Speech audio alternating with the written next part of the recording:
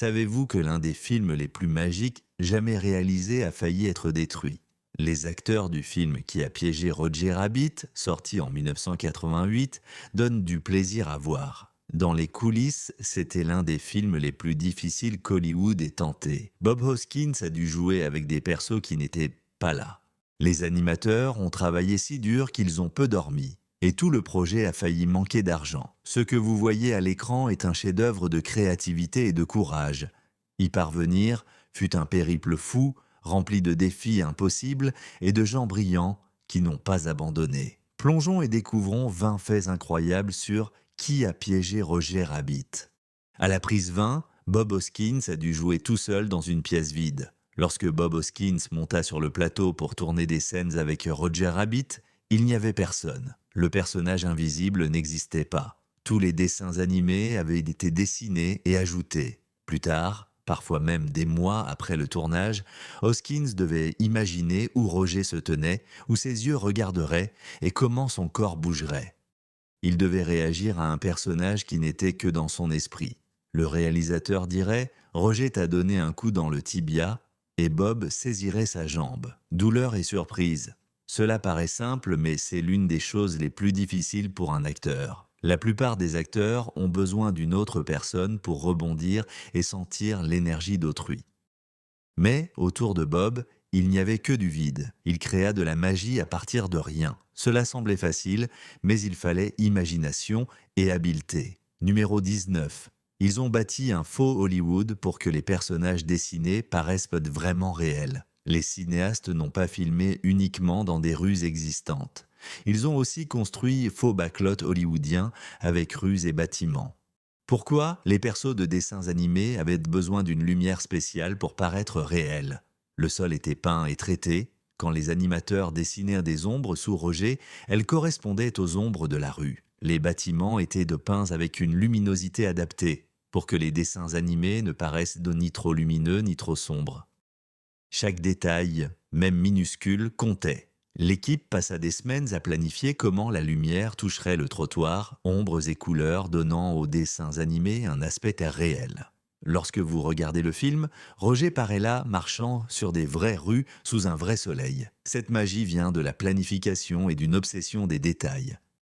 Ce qui ressemblait à un plateau de tournage normal était une expérience scientifique sur la lumière et la couleur. Numéro 18, le processus d'animation a pris 3 fois plus de temps que prévu. Les cinéastes pensèrent que l'animation durerait 1 an, il a duré 3. L'équipe d'animateurs et de techniciens avait dû dessiner chaque image du mouvement de Roger Rabbit, des milliers de fois dans les grandes scènes où les dessins animés et les acteurs réels dansaient et se battaient. Chaque mouvement devait être parfait. Si le bras de Roger était mal placé, même d'un tout petit peu, il paraîtrait faux à côté du bras réel de Bob Hoskins. Les animateurs ne pouvaient pas accélérer les choses non plus.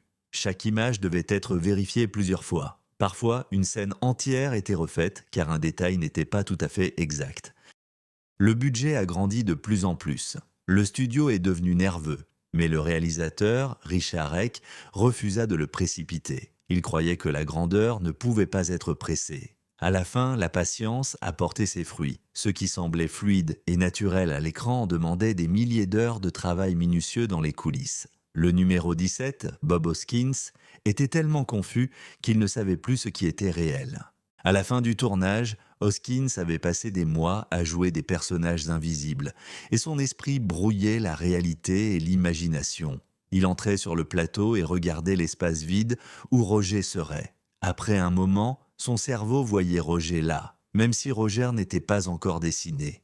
Hoskins en a parlé lors d'interviews. Il oubliait parfois que Roger n'était pas réel en regardant le vide. Ses yeux se fixaient dessus comme si quelque chose était là. Son cerveau s'était réorienté pour croire au lapin invisible. D'autres acteurs sur le plateau l'ont remarqué. Ils le voyaient fixer le vide et réagir avec émotion.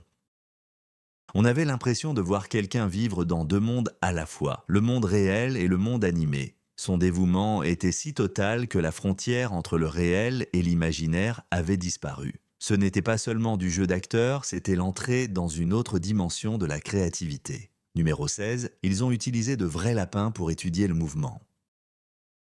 Avant que les animateurs ne commencent à dessiner Roger, ils ont apporté de vrais lapins sur le plateau. Les animateurs ont observé comment de vrais lapins se déplaçaient, sautaient et tournèrent leur tête. Ils ont étudié comment les oreilles d'un lapin pendaient quand il sautait. Ils ont observé comment le nez d'un lapin frétillait.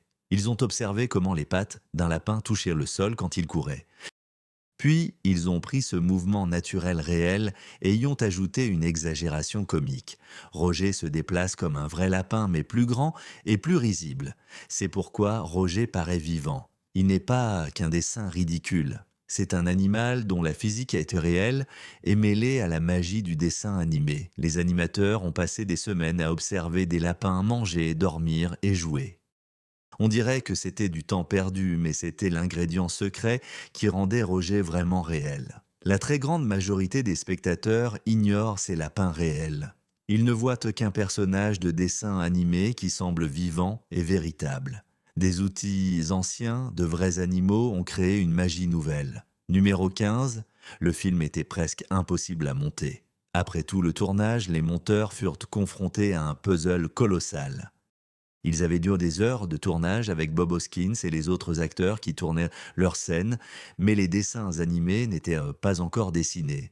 Et les monteurs durent couper le film en se basant sur le minutage des personnages invisibles. Imaginez devoir couper une scène de danse où l'on ne voit qu'un danseur, alors que 2 danseurs étaient au prévu. Il faut deviner où serait l'autre danseur. Il faut synchroniser les coupes exactement pour que lorsque les dessins animés seront ajoutés, tout s'aligne. Une simple erreur de synchronisation gâcherait toute cette scène. Les monteurs ont travaillé des mois, décidant image par image où serait Roger et combien de temps il resterait à l'écran. Et quand il bougerait, s'il se trompait, les animateurs devraient tout recommencer à zéro. Réussir, c'était comme résoudre un puzzle immense de 1000 pièces, et certaines étaient décachées. Ce qui semblait n'être qu'une simple retouche était vraiment un miracle de planification et de précision. Numéro 14, le studio a presque arrêté le projet. Au beau milieu, à mi-chemin du film, les chefs du studio regardèrent le budget et le calendrier et eurent très peur. Le film coûtait bien plus d'argent que prévu. L'animation prenait plus de temps que quiconque n'aurait cru possible. Des cadres voulaient arrêter le projet et tourner la page. Richard Zumeka, réalisateur, dut défendre sa vision. Il croyait tellement au film qu'il convainquit le studio de continuer malgré le risque. Si le film avait échoué, ce serait un désastre pour le studio et pour tous ceux qui y ont œuvré. Méchu croyait que le public aimerait cela. Il avait raison, mais pendant quelques semaines redoutables, tout le projet était suspendu à un fil. Une seule décision malheureuse et ce chef-d'œuvre n'aurait jamais vu le jour. Ce qui paraissait être une création fluide à l'écran était en réalité une histoire de survie et de foi dans l'impossible. Numéro 13, ils ont dû inventer une technologie entièrement nouvelle pour que cela fonctionne. La technologie pour mêler dessins animés et acteurs réels n'existait pas avant ce film. Les cinéastes ont dû l'inventer. Ils ont créé des caméras et des éclairages spéciaux et des techniques de dessin et de peinture. Ils ont développé de nouvelles façons de suivre les mouvements et le tempo. Ils ont construit des machines capables de maintenir les cellules d'animation à la place sous une lumière adaptée. L'entreprise qui les aidait était une société technologique. Industrial Light and Magic a dû trouver des solutions à des problèmes jamais rencontrés. Comment faire pour qu'un personnage de dessin animé projette et reflète la lumière comme un objet réel? Comment faire bouger un personnage de dessin animé en synchronie avec un acteur réel? Ce ne sont pas des questions faciles. Les cinéastes ont dû devenir savants et magiciens. À la fin, ils créèrent outils et techniques qui influeront le cinéma durant des décennies. Le film fut plus qu'une réussite artistique, révolution technologique. Numéro 12, Christopher Lloyd a failli se blesser lors d'une des scènes les plus effrayantes à l'écran. Lloyd a interprété le juge Doom, vilain vicieux du film, dans la fameuse scène où Doom est aplati puis regonflé. C'était en fait dangereux. L'équipe des effets a dû utiliser de vraies machines et des accessoires. Il y a eu des moments pendant le tournage où les choses ont failli tourner mal. La presse mécanique censée aplatir Judge Doom devait être parfaitement synchronisée. Si elle bougeait d'une fraction de seconde, cela aurait pu blesser Christopher Lloyd. Tout le monde sur le plateau retenait son souffle. Pendant ces scènes, l'équipe vérifiait et revérifiait chaque mesure. Christopher Lloyd a dû croire que la machine fonctionnerait comme prévu. Les acteurs parlent du danger de leur cascade, mais agir avec des machines est une peur différente. Ce n'est pas seulement tomber ou être frappé. Il faut faire confiance à la technologie et à des gens que vous ne connaissez pas encore. Ce n'était pas qu'un simple jeu d'acteurs, c'était un véritable courage devant une vraie machine. Numéro 11, ce film était si complexe que personne n'imaginait pouvoir le faire. Qui veut, la peau de Roger Rabbit a été fait. La plupart des experts d'Hollywood disaient que c'était impossible. Les studios avaient tenté d'allier dessins animés et acteurs réels, mais le rendu n'était jamais convaincant. La technique était trop dure. La technologie n'était pas assez performante. Le coût était trop élevé. Beaucoup de réalisateurs et producteurs abandonnèrent l'idée. Richard Zumeka croyait que c'était faisable. On leur disait qu'il n'y arriverait de pas. Cela devint un carburant. Chaque expert qui disait que c'était impossible les rendait d'autant plus déterminés à prouver que cela pouvait être fait. L'industrie du cinéma observait, puis hésitait. Est-ce que cela fonctionnerait? Serait-ce un désastre? Serait-ce une révolution? Tout le monde fut choqué de voir le film achevé se mêler soudainement à la réalité. Dessins animés et réalité semblaient faciles. Mais cela paraissait facile seulement grâce au travail de centaines de personnes qui travaillaient sans relâche. Ce qui semblait impossible est devenu l'un des films les plus aimés. Numéro 10, Bob Hoskins gagnait à peine la moitié des autres acteurs. Bob Hoskins était payé bien moins que d'autres stars du film. Pourquoi? Parce que quand il accepta le rôle, personne ne savait si le film fonctionnerait. Le réalisateur, Richard Eceuses, n'était pas encore connu. La technologie n'était pas testée. Tout était vraiment risqué. D'autres auraient pu dire non à un projet risqué, mais Bob Hoskins a dit oui, même s'il savait qu'il gagnerait moins qu'en faisant d'autres films. Il croyait en la vision, il croyait en Richard Zumeka. Il croyait à l'idée d'un lapin animé courant à Hollywood. Sa foi dans le projet, même risqué, a aidé le film à devenir possible à la fin. Le film a connu un grand succès, le nom de Bob Hoskins restera gravé à jamais. L'argent est oublié, mais faire partie de quelque chose de grand restera gravé. Son choix de croire en l'impossible, même quand la paix était faible, montrait un vrai caractère. Numéro 9, peinture réalisée. Les décors étaient extrêmement précis. Les décors du film étaient peints avec grand soin. Les cinéastes savaient que les personnages animés devaient être devant des teintes les rendant réels. Si l'arrière-plan était coloré, le dessin animé se perdrait. Si l'arrière-plan était trop sombre, le dessin animé aurait l'air de flotter. La couleur de la peinture, la texture des murs et même la façon dont la lumière rebondissait sur les murs avaient été soigneusement prévus. Les artistes ne se contentaient pas de peindre les murs, ils ont créé une scène parfaite pour que l'animation puisse avoir lieu. Les rues d'Hollywood dans le film sont peintes d'une manière précise qui rend Roger et Jessica Rabbit absolument réels lorsqu'ils s'y tiennent. Quand vous regardez le film, vous ne pensez pas à la peinture. Vous pensez à la façon dont les personnages du dessin animé paraissent réels et vivants. Voilà l'idée, c'est l'objectif. La peinture devrait disparaître, mais il a fallu beaucoup pour y parvenir. Des outils comme la peinture et les pinceaux ont créé une magie neuve. Numéro 8, la rotoscopie a été utilisée différemment. Le rotoscopage est une technique d'animation consistant à tracer sur des images réelles pour imiter les mouvements. Cela date des années 1920, mais le film l'a utilisé autrement. Les animateurs tracèrent les gestes des acteurs réels et les exagéraient afin de les rendre plus caricaturaux et drôles. C'était comme prendre la vie et la mettre en caricature. Un mouvement qui paraît normal devient drôle et exagéré comme dessin animé. Cela aidait Roger et Jessica Rabbit à bouger avec les acteurs. Leurs mouvements ressemblaient aux gestes humains, mais plus grands et très ridicules.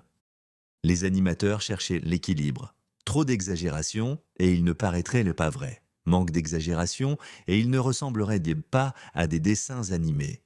Traversés sur corde raide entre deux mondes. Chaque image décidait combien exagérer et garder le vrai. Ce n'était pas seulement l'animation.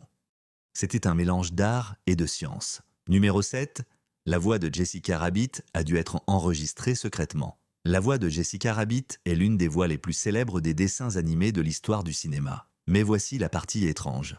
L'actrice qui a doublé Jessica, Amy Irving, a enregistré sa voix séparément et parfois les réalisateurs ont dû l'enregistrer secrètement. Après le tournage des images réelles, l'animation est avenue et les animateurs se rendaient parfois compte qu'ils avaient besoin de lectures ou de tonalités émotionnelles. Ils ne pouvaient pas faire revenir Amy Irving pour la réenregistrer, alors ils devaient étirer et manipuler sa voix grâce à une technologie spéciale. Sa voix devait parfaitement coïncider avec les lèvres animées. Si les lèvres bougeaient, mais que les mots ne correspondaient pas, tout cela aurait l'air faux et artificiel. Le timing devait être absolument parfait. Obtenir une voix, celle de l'actrice, pour qu'elle corresponde à des lèvres animées qui n'avaient pas encore été dessinées ressemblait à résoudre un puzzle à l'envers. Vous travaillez en revenant du son vers l'image plutôt que par la voix si habituelle. Ce n'était pas qu'une simple prestation vocale, c'était un miracle technique déguisé en dialogue numéro 6. Le film a pris longtemps à faire et les jeunes acteurs ont vieilli. Des scènes ont été tournées sur des années. Un acteur enfant tournerait une scène et l'animation sur la même scène n'arriverait pas avant un an. Quand l'animation a été faite, l'enfant avait grandi. Mais on ne pouvait pas réfilmer la scène avec un enfant plus grand, ce qui perturberait le montage et la continuité. Parfois, dans un cadre, on voit un enfant paraître plus petit ou plus grand selon les plans, car des années ont passé. En général, le public ne remarque pas ces incohérences. Mais en regardant certaines scènes, on peut voir le passage du temps. Des enfants qui ont participé au film grandissent de 7 à 9 ou 10 ans avant sa sortie. C'est un grand changement dans la vie et l'apparence d'un enfant, mais ce qui paraissait être une expérience cinématographique sans faille s'étend en réalité sur des années de vie entre les plans. Le temps réel vécu dans le film. Numéro 5. Le chef d'animation devait mémoriser chaque mouvement. Le chef d'animation veillait à ce que chaque image d'animation corresponde au mouvement des acteurs. Cette personne devait voir des centaines de fois les séquences en prise réelle. Il devait mémoriser ce que faisaient les acteurs et comment ils le faisaient. La vitesse exacte d'un virage, la hauteur exacte d'un saut, l'angle vraiment exact d'un regard. Si la main de Roger Rabbit devait toucher exactement l'épaule de Bob Hoskins, elle devait toucher exactement au bon angle, exactement au bon moment, avec la bonne pression. Un décalage, même d'un seul ou de quelques cadres, ferait bien paraître tout cela faux.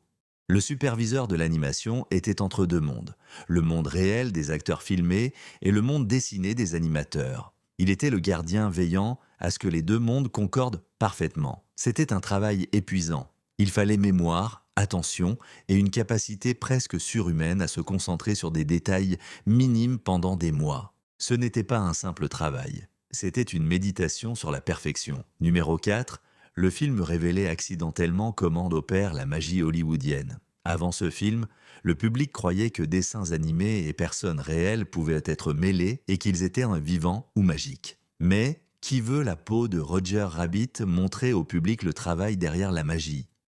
Le film devient un documentaire sur la façon dont se crée la magie du cinéma. En voyant Bob Hoskins jouer avec un lapin invisible, on comprend comment les illusions du cinéma se font. Le film divertit mais éduque aussi. Il montre au public que ce qui paraît réel à l'écran est le fruit des choix de milliers d'artistes et de techniciens. Cette prise de conscience change votre façon de regarder les films. Vous commencez à voir le travail sous un autre jour. Vous commencez à apprécier vraiment l'effort. Vous réalisez que la magie du cinéma n'est pas vraiment magique. Ce sont des personnes extrêmement créatives et qui travaillent incroyablement dur. D'une certaine façon, le film a révélé ses propres secrets, mais au lieu de ruiner la magie, cela a rendu la magie encore bien plus impressionnante. Puisque vous avez compris combien c'était dur, les vieux tours de magie perdent de leur pouvoir quand on sait comment ça marche. Cette magie s'est vraiment renforcée. Troisième point, le film était presque sorti en noir et blanc au début. Certains cadres voulaient économiser en tournant en noir et blanc plutôt qu'en couleur. Le noir et blanc coûterait moins cher. Mais Richard Zemeckis refusa. Il savait que les personnages dessinés seraient plus beaux et plus vrais en couleur. Il lutta pour le film en couleur, même si c'était plus cher. Utiliser la couleur plutôt que le noir et blanc fut l'une des décisions créatives importantes de l'histoire du film.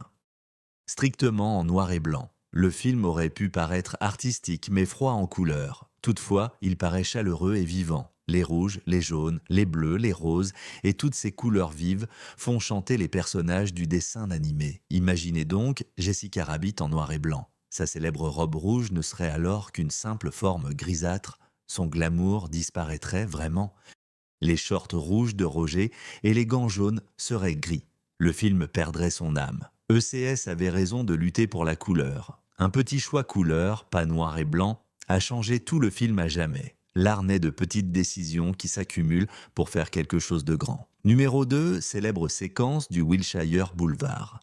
Ils ont été tournés à 3 reprises distinctes. L'une des parties les plus excitantes du film est lorsque les personnages courent le long du boulevard Wilshire, poursuivis par les créations de Judge Doom. Cette séquence paraît fluide et excitante quand on la regarde, mais elle a été tournée 3 fois. Pourquoi? Parce que les 2 premières fois, les choses m'ont mal tourné. Le calage était mauvais, les personnages de dessins animés ne correspondaient pas à l'action réelle correctement. Le montage ne rendait pas le bon ressenti, alors ils ont dû s'arrêter, évaluer ce qui n'allait pas et recommencer. L'équipe a dû remettre en place toute la scène, les acteurs ont dû refaire exactement le même parcours, les caméras ont dû relancer le tournage. C'est épuisant et coûteux de refaire des scènes. Surtout dehors, avec du monde et une chorégraphie compliquée, le réalisateur savait que ce n'était pas bon. Il refusa d'accepter quelque chose de moins que parfait la 3e fois. Tout a vraiment marché. L'énergie était là. Le timing était parfait. La poursuite était réelle et excitante. Ce qui semblait spontané à l'écran était en réalité le fruit de 3 essais et chacun enseignait au cinéaste ce qu'il devait le corriger. Ce qui semblait parfait reposait sur l'échec. La persévérance, numéro 1. Le film a changé Hollywood pour toujours. Quand Qui veut la peau de Roger Rabbit est sorti, il a changé ce que les réalisateurs pensaient possible dans le domaine du cinéma. Soudain, mélanger l'animation et l'action réelle semblait faisable. Le film a montré qu'avec suffisamment de créativité, de détermination et d'argent, on pouvait tout faire. Dans les décennies qui ont suivi ce film, les cinéastes ont commencé à tester de nouvelles combinaisons d'animation et d'acteurs réels. La technologie s'est améliorée et facilitée, mais rien de tout cela ne serait arrivé sans ce film. En montrant comment le film a changé ce que le public pensait des dessins animés. Il n'était nu pas pour les enfants ni pour des gags, et les adultes aussi, vraiment. Les dessins animés pouvaient raconter des histoires sérieuses et complexes, des mystères qui touchaient et faisaient penser. Qui a piégé? Roger Rabbit prouve que les dessins animés méritent le respect comme art. Cela ouvrit des portes qui avaient été fermées pour les films, mêlant animation et prise de vue réelle. Après cela, il reposait sur les épaules de Richard Zumeka et son équipe. Le film n'a pas seulement diverti le cinéma, il a changé le cinéma. Un petit groupe de personnes refusait d'abandonner un rêve impossible, changeant à jamais ce que pouvaient être les films. Fait bonus, l'animation cachée et comment il glisse des dessins animés supplémentaires dans l'arrière-plan. Dans de nombreuses scènes, des personnages de dessins animés apparaissent dans l'arrière-plan et vous ne les verrez jamais si vous regardez attentivement. Les animateurs ajoutent des personnages secrets, des clins d'œil et des références dans les scènes que la plupart des spectateurs n'observent jamais. Dans une scène, on voit un petit personnage animé faire quelque chose de drôle.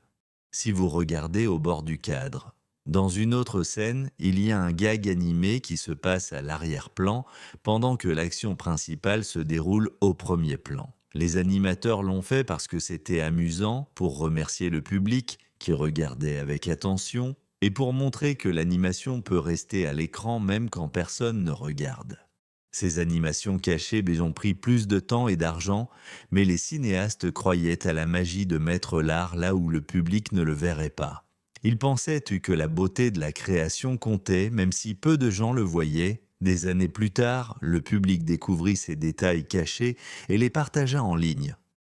Soudain, le film s'est devenu plus captivant à voir et les blagues secrètes des animateurs d'antan ont fait rire un public neuf. Un petit choix, placer l'art là où personne ne le verrait, a créé des souvenirs qui dureraient pour toujours. Le passé a revécu grâce à l'art. Qui a piégé Roger Rabbit? Bien plus qu'un simple film sur un lapin animé résolvant un crime à Hollywood même.